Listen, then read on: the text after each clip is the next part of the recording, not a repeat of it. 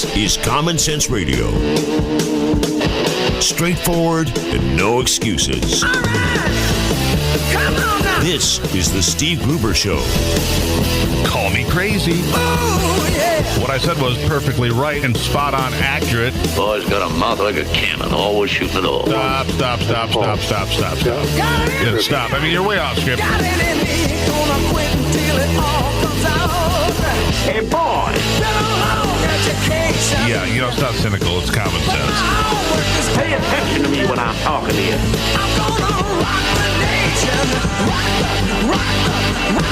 the nation. Genuine, accountable, and raw. Here is Steve Gruber. All right, it is Monday, and welcome to it. I appreciate your patronage. It's the Steve Gruber Show. The phone number here to join the conversation anytime you feel and see fit, 888-900-9966, 888-900-9966. I also encourage you to check out stevegruber.com. There you can click the Listen Live button. You can also find podcasts of interviews and go back a day, a week, a month, a year, and find interviews from different folks and hear what we had to say and do your homework, I suppose. A strange comment. This is the only place you're going to hear this conversation. The only place you're going to hear this next conversation is right here this week, I'm quite sure. I'd be very surprised if you found it somewhere else. But you should pay close attention because it's part of the new post-racial America, if you will. After America has elected its first black president 6.5 years hence, the tension between racial divides has escalated, intensified. It hasn't gone away. It's become increasingly intense and creating problems. And you can see this with the way people react to different situations, scenarios, and challenges around this country. But a conference was held this weekend in Baltimore where everything wrong with America, in fact, the world, was blamed squarely on white people. No, I'm not joking, and this is not hyperbole, and much more concerning is it comes from people teaching our children, educators. Yes, I'm being serious. The gathering in Baltimore, called the National Education Conference, with teachers and administrators, many from Michigan, and it was focused on this thing called critical race theory. Critical race theory. This is how educators from Michigan and around the country are preparing to teach the next generation of kids. And what is critical race theory, you ask? Well, let's take a look. An in-depth article on PJ Media explained it this way. Much of critical race theory revolves around the concept of whiteness, which is not simply a skin color or racial identification, but rather a state of moral turpitude. To have whiteness means that you personally share blame for all of society's ills. You got it. To have whiteness, you share in the blame for all of society's ills. It doesn't matter whether or not you think prejudiced thoughts or treat anyone badly. It doesn't matter whether or not your ancestors owned slaves or instead were abolitionists fighting to free slaves. It doesn't matter whether or not your ancestors immigrated to the United States in the 20th century long after slavery was outlawed. It doesn't matter whether you're left-wing or right-wing or apolitical altogether. What matters is that all of American society is inherently racist and favors white people, so that if you look white, you benefit from a racist system, and you are therefore part of that system and therefore racist, and therefore, to peel away any euphemisms, you are evil. You are evil. All Caucasian or pale-skinned people are genetically cursed with whiteness, which they cannot escape or disown, but people of other skin colors and ethnicities can also possess whiteness if they conform to white norms and refuse to embrace anti-whiteness activism. Guys, I can't make this up. Now, you, like me, and by the way, I happen to be very white, might see this entire worldview as shockingly racist, but only because it is exactly racist. But critical race theory has that angle covered too. You see, racism, according to critical race theory, is prejudice combined with power, and because, according to the critical race theorists, black people have no power in society, by definition, they can't be racist. The inverse of the stigma of whiteness is therefore also true. If you lack whiteness, you are immune from criticism or condemnation. Still don't believe me? Well, then let's dive straight into some of the finer seminars and curriculum points being covered by the teachers this weekend so they can share this enlightenment with the kids. This idea that anyone white is, well, inherently evil. Here's one. Here's a seminar, White Privilege, White Responsibility, Deepening Our Commitment as White Allies in the Struggle for Racial Equity in Schools. To achieve racial equity in schools, all educators must be able to identify and communicate where their own personal whiteness plays out in classroom, school, and community systems. Deepen your ability to focus on a critical lens, that is, on your own whiteness and privilege, and see how they impact your life. Through the tenets of critical race theory, analyze how society constructs whiteness as the dominant norm in the U.S., explore what it means to be white, and an educator leading for racial equity without perpetuating a system of white dominance. This is what millions of school kids are being taught now. Or how about this one? It ain't H1N1, but it's just as deadly. The negative effects of white privilege for people of color. Explore the realities of white privilege and the deep wounds that many people of color have felt due to this ugly reality. Hear historical perspectives and learn how the evolution of white privilege has been parented by white supremacy, racism, and institutional racism from the past to the present. Take a different look at white privilege and consider how many people of color have been conditioned to believe that they shouldn't be afforded the privilege that white folks receive, which gives white privilege the power to positively affect many white people and negatively affect all other people. Engage in this challenging opportunity to examine yourself critically and to look at the effects that white privilege has had on society and communities of color. Well, there you have a primer for the evils of whiteness. You need to understand this is exactly what children in schools across America are being taught every day, including kids right here in Michigan. Some of the districts that send teachers and administrators to Baltimore to further understand the dangers of white people in society include Ann Arbor's public schools, the Macomb Intermediate School District, and the Plymouth Canton Community Schools. Just to name a few. Ann Arbor, Macomb Intermediate, Plymouth Canton Schools.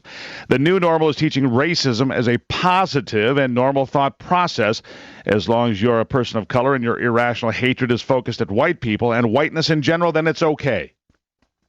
In fact, they will go so far as to teach you to hate white people because of white privilege and white supremacy, apparently.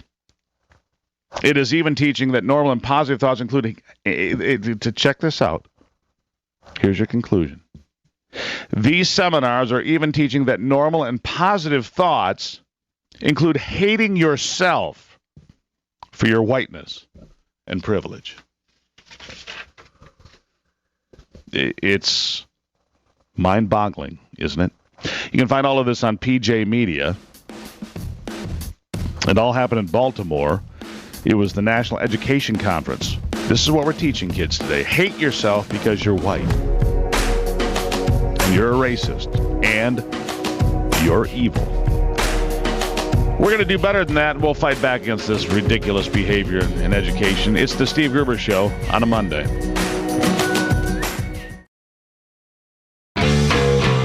Michigan, born and raised with Midwestern values and Michigan common sense.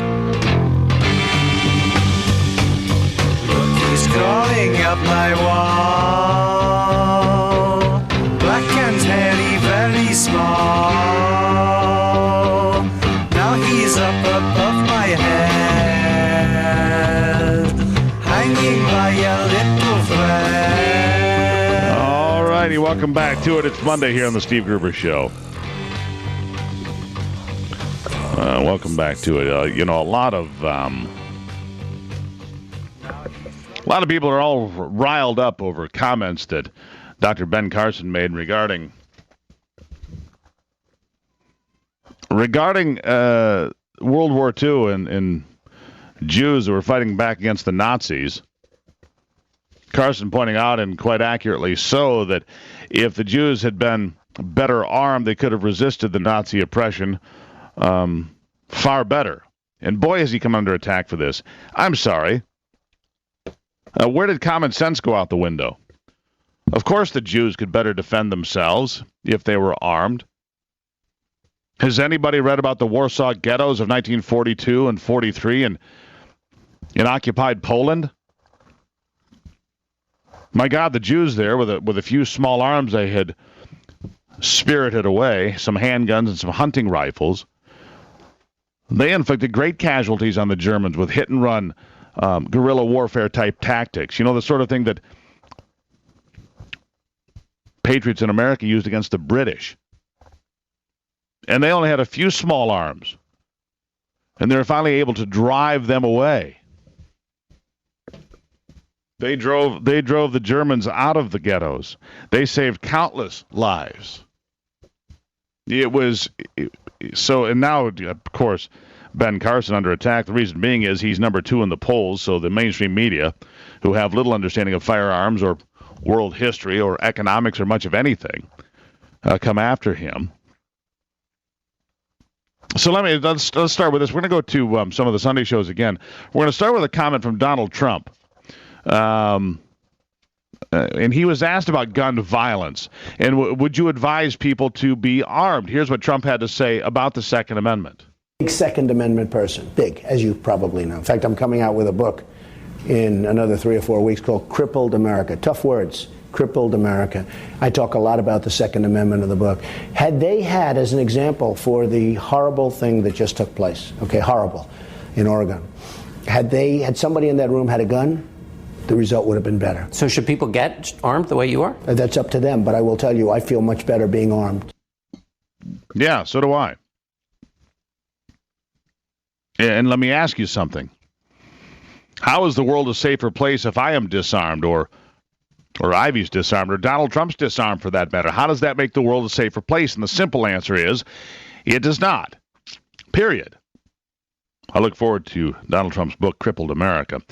Okay, so later on the same program, Ben Carson comes out, and again, he's put on the hot seat for these comments he made about the Jewish people in World War II. Go with that. It's not hyperbole at all. Whether it's on our doorstep or whether it's 50 years away, it's still a concern, and it's something that we must guard against. That's one of the real purposes of having a constitution. I think the founders were really quite insightful into looking at possibilities and understanding what has happened in other places and trying to put together something that would prevent that from happening here.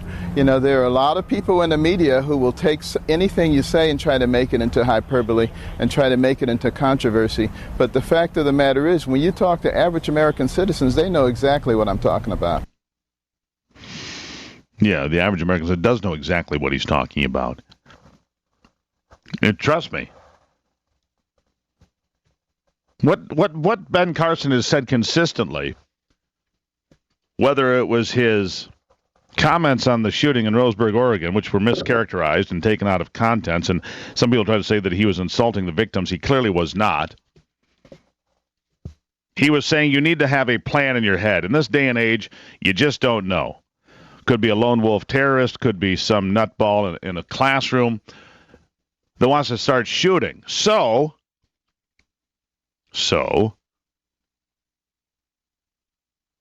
maybe you need to have a plan. Maybe you need to think it through before you get to that situation. That's what he was suggesting. And he also said further, if you're in a large group of people and there's one person with a gun, you may get killed in the process. But if you overwhelm that person and overrun them, Flight 93, isn't that the way that happened?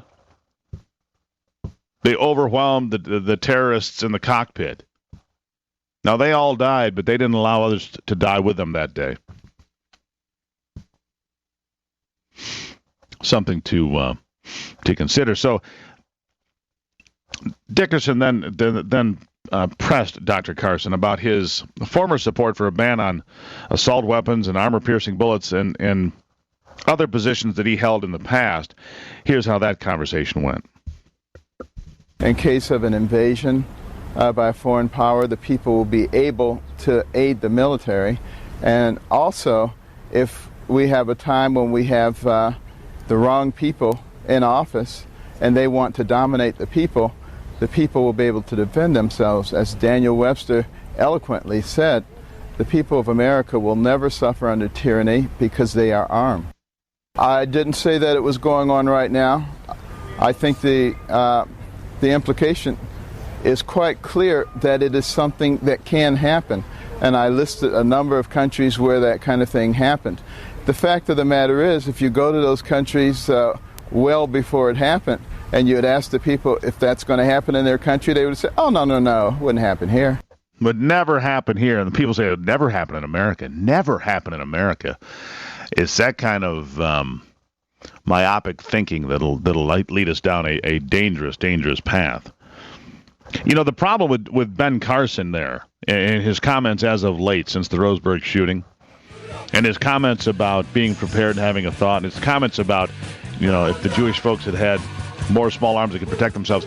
You see, the mainstream media and liberals have an aversion to common sense thought, that they're not used to it. It shocks their system to have these common sense comments put in front of them. So then they have this, their bodies revolt, their minds revolt, what's left of them, you see. Monday on the Steve Gruber Show, we'll be right back.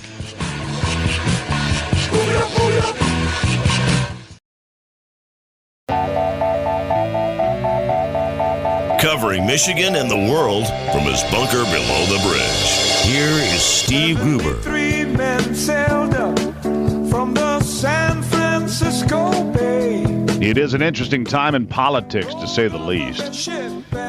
With all the turmoil in Washington, with the Speaker of the House, John Boehner, stepping aside, and Kevin McCarthy saying, I don't want it. Paul Ryan may step up and become the guy. We'll see. I mean, the Republicans, you know, after a big sweeping victory in November of 2014, well, haven't done a lot with it, many would say, and I'd be one of those many that would say, you haven't done much with it here, boys and girls. And in fact, the president seems to win at every turn, and the Republicans, well, they should be in the driver's seat at this point. And so folks are going to get together in New Hampshire to talk about new directions in politics. One of the folks that will be joining them will be former Michigan Governor John Engler. Former Governor Engler, a Republican who was a 3-term governor here in Michigan, joining me here on the program again this morning. Governor, welcome back to the show. Steve, great to be back with you. Well, good to have you. You know, I know that you've, stepped away from politics. You know, you had the kids to raise and different things and went into the private sector, but here you are coming back and getting involved with this important political discussion. Why now? Well, I think your lead-in was a pretty good example. It's time the country win. I mean, I think people across the country, many of them, regardless of party, are kind of tired of trying to figure out, you know, is he winning, is she winning, and they're worrying about how come we aren't winning as a nation. And I think for us to win, to be competitive, to kind of provide the kind of futures for those 3 girls you just mentioned in my family and everybody else's kids, we better step up to some of these big problems. And what are they? Well, we need more jobs. We got the lowest participation in the workforce we've had in about 4 decades. Very slow, weak recovery. So our No Labels group is citizens, Democrat, Republican, Independents, who want to get focused on problem solving. And that's what we're saying today. If you're running for president, we're going to have 8 presidential candidates here. Look, you ought to be trying to be a problem solver, and here's what we're talking about. We've identified 4 big questions: job creation, entitlement reform, getting the federal budget back in balance, and making the U.S. energy secure. Those 4 things. Let's work on those. If you get elected, we sit down with the other side, with your side, and work together. Today, as you point out, even in the House Republican caucus, we have problems with people working together within the same party, much less working together across the aisle. The president has all kinds of problems in his party, so we just need. But he still seems to win all the time. Yeah, he has problems. But it just seems that too many of them are defining. I win. I can only win if you lose, which is a real tough proposition. I mean, we're True. in Michigan. We're watching the auto talks underway. You can't have a successful conclusion to auto talks if the only way I can win is if you lose. True. Here in Michigan, and we're on the line here with former Michigan Governor John Engler on the Steve Gruber Show on this Monday. One of the things that we're looking at on the horizon here that you just brought up as one of your four important cornerstones of this discussion for the No Labels get-together in New Hampshire is the question of energy. And here in Michigan now, come April of next year, April of 2016, 9 coal-fired power plants they're going to go dark. They're going to shut them down. Because of EPA regulations and so on and so forth. It's 1.5 gigawatts of power. And we've had the Vice President of Consumers Energy here on the program recently who said, listen, we're not really going to have a big problem at consumers, but there are going to be rolling blackouts in Michigan as part of the new normal because they don't have a plan to replace 1.5 gigawatts of electricity. So, Governor, you've sat in that chair. How in the world will we attract new business and new job opportunities to Michigan if we don't have a consistent, steady flow of energy in the state? I mean, it's mind-numbing to me that we could have such a problem in 2015, 2016. Look, it blows my mind. It just is insane. The policy that we're on now to simply abandon coal, which has been the largest contributor to our electricity in the country, as a proportion. That's the fuel we use most. Nuclear is 20%. Coal historically been over half. It's down to less than 40% today. But the idea, and we have people in Washington who say, well, we should have no coal. Well, that's great, but you've stated very succinctly what the other side of that is. Fine, no electricity too. And we will lose, Michigan will lose to other states who have better energy answers. This will put a crimp on the nation. We think it's bad for the country, but it will have devastating effects on certain states. And I hadn't heard those statistics about Michigan, but you would think that our senators and people in Washington would be standing up for the state on this issue. You would think. Yeah. No, Michigan is more coal-dependent than many states. This is really important stuff. And I always thought as governor, we were getting down on the margins of energy reliability, but this is going way past it. The idea that in 2016 we'd have rolling blackouts at a time of energy surplus is insane. Yeah, it's completely nuts. Yeah, that's the thing, and we're doing it for the Environmental Protection Agency. Here are bureaucrats, and here's something else maybe that wasn't mentioned in your four items there.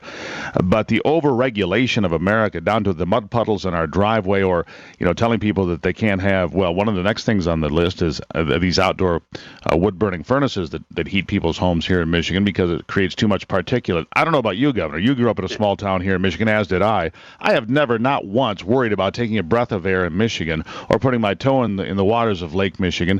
I don't worry about it because Michigan is clean and green and wonderful, and I think it's a misguided attempt to. I don't think it's attacking the environment. I think it's attacking capitalism, which I've seen as a tenet of the green movement since 1970 anyway. Well, listen, I would say that the air and the water are cleaner than they've ever been, and we continue to make progress, but you're stating, I think, a very obvious point that, and it relates directly to our idea that we ought to have over the next 10 years 25 million more jobs. One of the reasons that we have a very low participation in the workforce today, why people have left the workforce, stopped looking for work, is they don't see the opportunities. We have nearly 50 million Americans with part-time jobs. Many of them would like to have a full-time job and hope that with that they could support their family. Well, we have to figure out and put that as a priority. And some of these other items, you just have to be, I think, responsible in the way you balance out the priorities. And you can't go all in one direction with one mindset and say, I'm going to do this, to the heck with everybody else. And that really goes back again to this whole idea of this problem solver thing. Let's get people in both parties sitting down together. I just can't believe as a country it wouldn't be a pretty top priority to have jobs so that our people could work. If we had a 1% increase in GDP, our gross domestic product, we would have $3 trillion extra revenue over the next 10 years. Imagine what that would do to help pay down the debt and help us begin to make the kind of investments. Imagine it'd be if a game changer. Infrastructure. Yeah. Real quick before we run out of time here, we're with former Michigan Governor John Engler. We only have a few seconds left here, Governor. Of the candidates you've been watching in the GOP primaries and so forth, is there somebody you like better than the others at this point, or you're still watching the field? And we've got about 15 seconds. I'm watching the field. I have somebody I personally like, but I'm in a job at the Business Roundtable where I'm not allowed to be out involved with any particular candidate. I will tell Michelle's working hard for Jeb Bush. You could say that, yeah. That's not you. That's fair enough. Governor, I greatly appreciate your time and look forward to talking to you again sometime soon. Very good. Thanks for staying in touch. There you have it. Former Michigan Governor John Engler here on the Steve Gruber Show on a Monday. So he can't endorse anybody, but his wife is working for Jeb Bush, just so we're clear on that. Again, this is one of those interviews you can go back and find on podcasts if you'd like to take a closer listen. It's stevegruber.com. Click on the podcast powered by Podbean. Taking a closer look at the stories that affect you most with a big dose of common sense.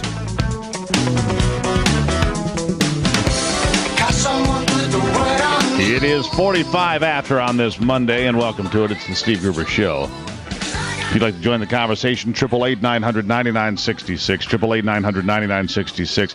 As I've mentioned, and I'll mention all week, we're taking your predictions on the Michigan State game. Where do you, and we're going to do that on Facebook, not here, maybe on the air come Friday for Free for All Friday. But for now, on the Facebook page, we're going to put a page up there. You can put it up there, give me your best guess and the score.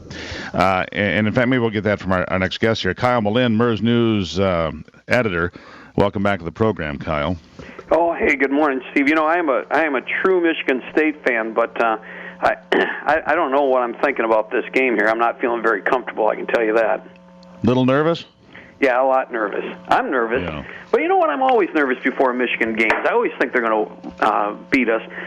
But then again, I always think everybody's going to beat us. So maybe I'll just keep that mentality and things will go right. Yeah, we need to talk to you about positive thoughts and things of that nature. I wanted to touch base with you here about Attorney General Bill Schuette, who seems to be evolving on some of his positions on some different things. First of all, you wrote a nice article on MERS about a measure of anti-cop sentiment that Schuette's feeling. He believes there's this movement out, and a lot of us do, that there's this, when the Black Lives Matter movement gets into full swing, that it's also kind of an anti-police push in some places. At least that's the feeling we get. I think Bill Schuette feels the same way. Is that what you found? Well, that's what he's saying right now, and I think what's driving it is the legislation that he's seeing from the Republican-led legislature to try and get more prisoners released early if they're behaving themselves. And when he takes a look at things like presumptive parole, which looks at prisoners who have served their minimum sentences but have a low likelihood to reoffend, he says, well, they're in prison for a reason. We have a current system for a reason. And if they can get through the current system and prove they're okay, then that's good. But to try and let more prisoners out early, I don't know if that's a good idea. And I think what he's troubled about too is that this is coming from Republicans who are looking at it as what's the most cost-effective way to rehabilitate a prisoner. Is it just locking them up and keeping them away from society, or is there a way we can do something with them in prison and set kind of benchmarks for them so that when they get out of prison, there's a way that they can lead a productive life and be a contributor to society as opposed to a drain on society? Yeah, he says he's lining up with people like Detroit Police Chief James Craig, Kim Worthy, who was the opponent for Bill Schuette back in the 2010 election. So he's lining up with people. I guess he's being bipartisan about this. He is indeed. In fact, he's got a press conference today on this very subject. He's got the Oakland County Sheriff, Mike Bouchard, the prosecutor, Jessica Cooper, who's a Democrat. He's got the Macomb County prosecutor and the Macomb County Sheriff. I think they're both Democrats as well. And, he doesn't want to lose on this issue. And right now in the legislature, he seems to be losing on this issue. And, being on the wrong side of an issue, is not where he wants to be, especially if he's got future political aspirations. Here's something else. And what I see here, and I'm sure you see the same thing. Listen, Bill Schuette is a very likely candidate to be governor of the state of Michigan here the next time it comes around. My belief, anyhow, that Bill Schuette will likely be somebody who puts his hat in the ring, and so therefore he is, as they say, evolving on some issues, and whether it's anti-cop sentiment or his new position on marijuana, which I found a little surprising, which is basically he said, let the voters decide. Now, Schuette's somebody who has been, very outspoken about he doesn't think that there should be more drugs in the streets, and he thinks it's a bad, sets a bad precedent for young people and so on and so forth. But here he is now saying, well, let's let the young people decide, or let the voters decide how we proceed. What do you think of that? Well, I think it's Bill Schuette. I don't know if it's evolving, but you saw the same thing on the gay marriage thing, right? Initially, way back when it was we have to defend marriage, and then it slowly became, well, the voters put this in, and it's in the Constitution, so we have to defend what the Constitution says, and whatever the courts say, is what the courts say. So, he evolved on that issue as well. On this one here, though, as far as whatever happens in the criminal justice system, I think he's making it clear that he's not going to evolve on that one, and that he's going to stand pretty firm. And, it's interesting that about, 20 years ago, getting tough on crime meant putting more people in prison, getting more cops on the street and getting them locked up. But I think it's interesting that what Republicans are seeing now is that strategy has equaled a really large prison budget and a very large prison population, and not necessarily safer streets, particularly in Detroit, Saginaw, and the troubled areas of this state. But he's holding on to that. That philosophy, because it is pretty popular in the sense that people equate bad guy, put bad guy away. Well, yeah, the thing is, though, you look at American violent crime rates, not only in Michigan but around the country during that same time period, and violent crime rates did decrease, but it was at the price of mass incarceration for a lot of folks, which you just pointed out aptly, is really expensive. So you've got to, okay, at what cost? Right. I mean, and you've got to balance that out. The prison budget, though, Steve, has kind of stabilized at $2 billion. And also the cops and the prosecutors would point out that I believe it's 70% of all people who are in prison are there for some kind of violent crime. So it's not like we're putting, the people who, smoke dope a couple times in prison. It's the people who, hurt other folks, rape, murder. I mean, these are the kind of people who are in prison right now. Yeah, that's a very good thing we didn't do that to people, because there'd be a lot more people in prison, and nobody comes to mind, of course. Anyhow, it's a good thing to keep an eye on. We'll keep an eye on the Attorney General. And then I believe he's going to be involved with these meetings tomorrow as the governor and other politicians take a look at how to... They're going to address gun-free zones in Michigan and talk about it in an attempt to, I guess, inoculate Michigan, if possible, against one of these mass shootings. But we'll talk about that next time. Kyle Melinn, always a pleasure, my friend, from MERS News, and we'll keep an eye on it. Hey, go State. Thanks, Steve. There you go. Kyle Melinn, everybody, editor, MERS News. Bill Schuette, a measure of anti-police sentiment. Yeah, there's some out there, I would say. We'll be right back on this Monday. It's the Steve Gruber Show.